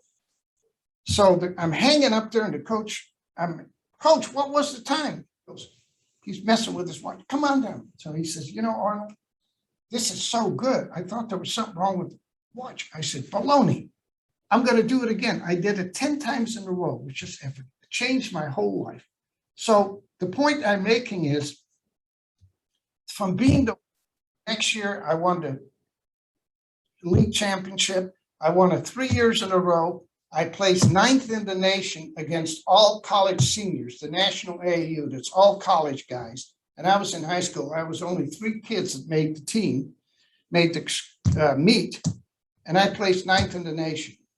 Well, when I got to the psychiatry, we talked about this phenomenon. He said, you know what, Arnold? What happened is you did everything that we teach in sports psychology. You visualized, you told yourself you're going to be the champion, you believed it, you worked on it, and it drove it. And whatever you visualize in your mind, you can do. And he said, if you do the same thing with your business, the same thing's going to happen. So my whole right arm just chilled up. I get a chill on my right arm if I hear a great truth. I went home that night and I started my business in my mind. I put all the books on the shelves and everything. Well, one day I got a real good lead on a potential customer. But after he saw that I didn't have a track record, didn't have an education, didn't have much to show for it, obviously he's not going to sign up. So I went back to my office. I was very depressed. How much is this business?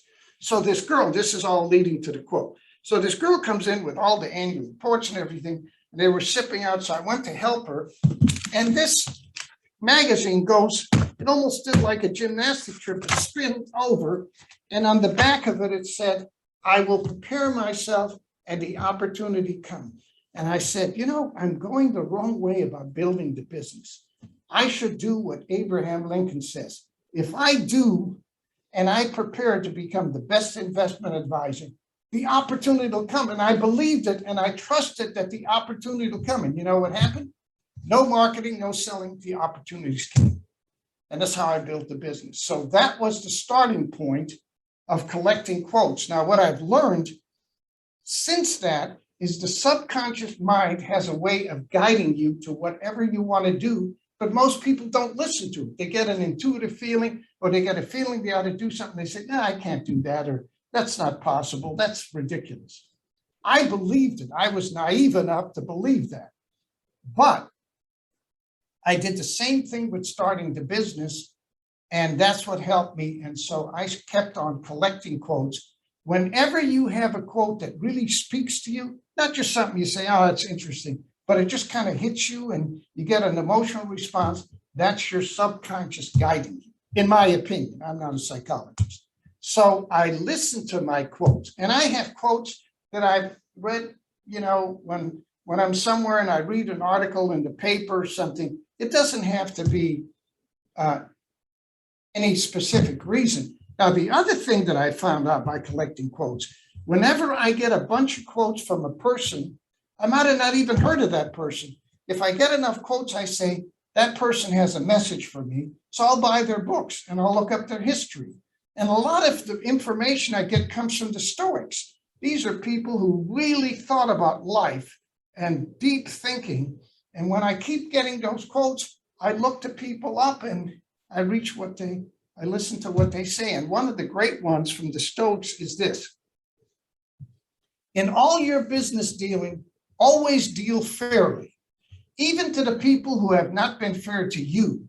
Because if you return evil for evil, you end up becoming that same way.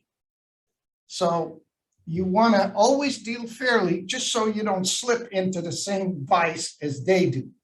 So these are people who've thought about these things very deeply and debated them.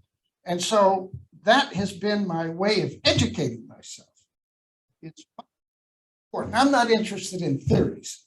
I'm just interested in results and things that matter. And in my rope climbing career, I learned how important it is to be singularly focused. That's the secret. Pick something you want to do, no matter how impossible. Matter of fact, I figured out that in order to be great at anything, it probably takes about 10,000 hours. I didn't figure this out. I read it from a study. But then I went to my career in the gymnastics and the rope climbing, and I realized, you know, I spent about 6,000 hours during high school climbing rope. And I figured out I was nationally ranked at 6,000 hours. If I'd have gone a few thousand more, I could have been ranked as the best in the nation. because I was only a few tenths of a second away from it when I graduated. 3 the next year because I was already doing it after I finished the season. So the point I'm making is no matter how impossible the journey, if you program it in your mind and you believe it, and I have a statement that it takes a minute and a half to read it. I don't have it with me. But I was giving a speech in 1984 for college students on how to use the program your mind. A friend of mine knew I was doing that. And I was working on the speech. And then I just couldn't get the ending. It just didn't sound right. So I put it away for 2 or 3 weeks. And then one day in the morning, I woke up and I felt like somebody was dictating. I wrote this whole closing, which if I read it, it's 1 minute and 36 seconds. In that closing, I only changed one word. And after I thought about it, I took that word out because it didn't add to it. So here's the whole closing of this in 1.5 minutes. And I took it all in dictation. That's how the subconscious works. So for your students, if you're struggling with something, the best way to do it is work as hard as you can on it. Go away from it for a period, hypnotize yourself, or get into a real relaxed state, play some Mozart music. The more you are relaxed, the more your subconscious can communicate. That's why relaxation is so important. That's why I do it every morning. I want to be relaxed so that my subconscious can speak to me. That's probably more than you asked for. That is incredible advice. Thank you so much. And for a concluding question, what is your advice for a student who aspires to start a mutual fund or hedge fund in the future? It's pretty simple. You have to prepare yourself. I will prepare myself and the opportunity will come. So if you spend all your time preparing for that, you're going to meet people. I'll give you an example of how the subconscious works that way. I was studying to be a market analyst and learning everything. And there was a guy in a building that I met. He was a movie and film editor. He wasn't in the market, but he loved the market. He loved to invest in it. And we used to call each other Tiger. So one day he said to me, we used to get together and talk about stocks because it's a common interest. One day he said to me, Tiger, I met a guy. I didn't think there was another guy like you. But I met another guy that's just like you. All he wants to do is talk about stocks and PE ratios and all of this kind of stuff. And he's very successful at it. He was only a few years older than me. His name was Mark Franklin. Worked for a wagon seller in Durst.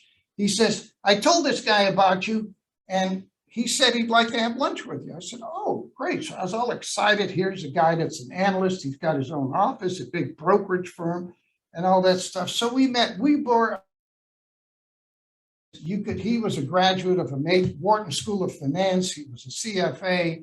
He was very well established. And I was driving an old Ford trying to get my practice going. So we got to talking, and we were both so excited about studying stock that I offered to help him with the research, so I could learn from him. He said, oh, don't worry about that. So we became very good friends, and he taught me a lot about analysis. He was a Benjamin Graham fan. And one day I moved to a new apartment, and I'm standing out there, and this guy in a convertible comes by, and it's the same guy. And I said, hey, Mark. He says, what are you doing here? He said, I'm moving in. So that was even better. We'd have dinner, and I go over his apartment in the same place. And so these things happen because the subconscious mind attracts you to the same situation. And I give you another quick example. I was talking to a client of mine, and fortunately at that time, the market was going up and my stocks were going up, and he was calling in for quotes because, we didn't have the Quotrons at that. You had to call the broker. So he called me for quotes on my stocks. And he was talking, oh boy, this thing went up great. And so he's very happy with the results. And there was a guy there who was the accountant of the firm. And he heard him talking to me, and he said, were you talking to your broker? He said, no, I was talking to my investment advisor, a friend of mine. He says, well, how's he doing? He says, oh, he's doing really great. And gave me a big bill. He said, I'd like to meet this guy. He says, really? He says, Oh, he said, okay, so he gives him my number and he asked for an appointment. We sat down and I laid out all my paperwork and how I analyze everything.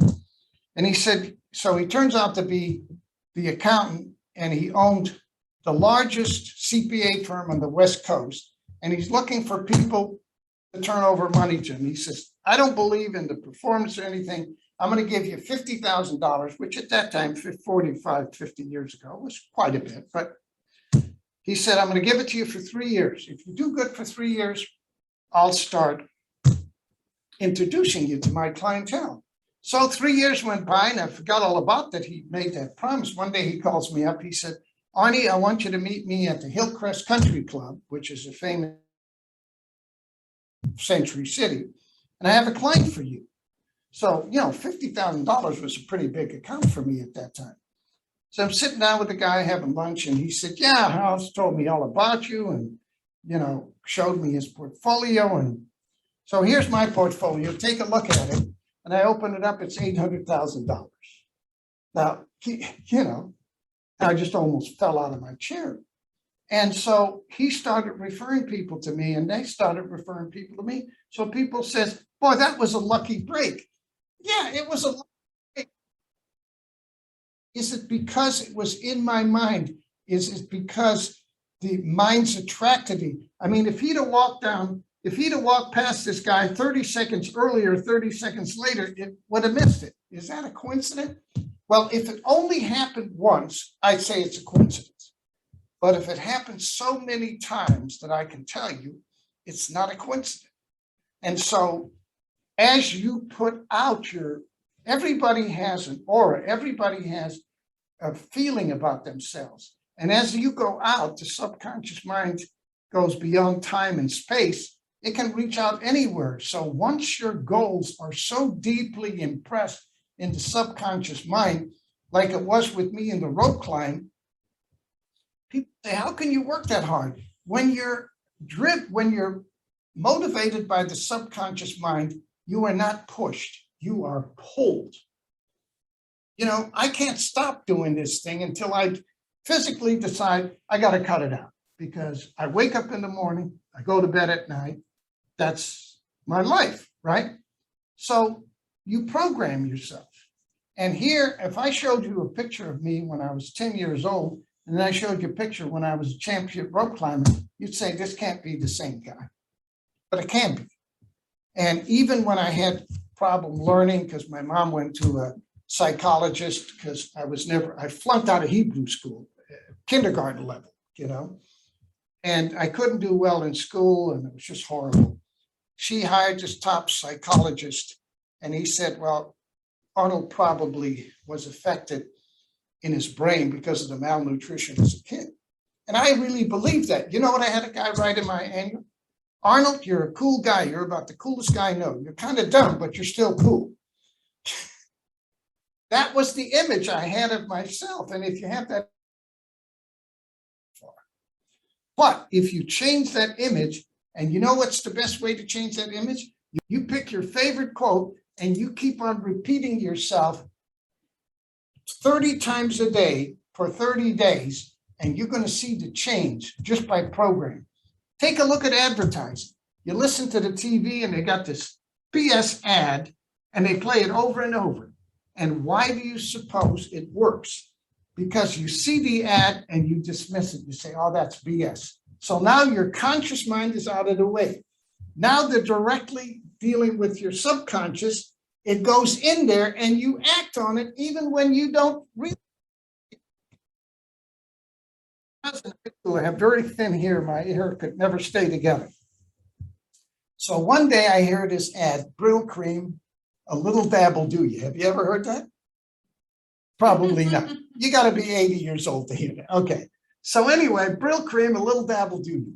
So I thought, God, I'm going to buy this Brill Cream, right? I was 16, 17 years old, looking at all the girlfriends and so forth. So I got it, and by golly, it kept my hair together. So I thought, geez, that's really great. I've been using it ever since. But here's the interesting thing. Every time I go to use something else, it doesn't work. Well, I was in Disneyland with the family one day, and my hair was very long and I wanted to get a haircut, but there was no barber in Disneyland except for the little kids. So I was with my son. I said, I'm going to ask this barber to give me a haircut, even though it's little kids. I don't care if people laugh at me when I'm having a haircut with the little kids. I just want to get my haircut. So I walked up to the guy. I said, I know you're not doing adults, but I wonder if you can do me a favor and give me a haircut. I'll stand in line. Oh, sure. Sit up. Talking, he's a real nice guy.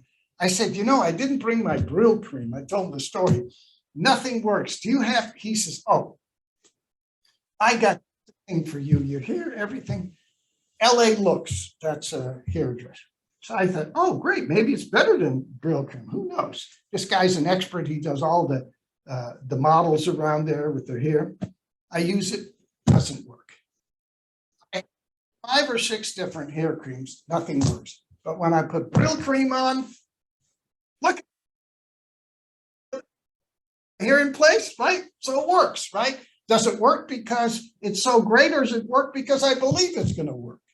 So that's the point.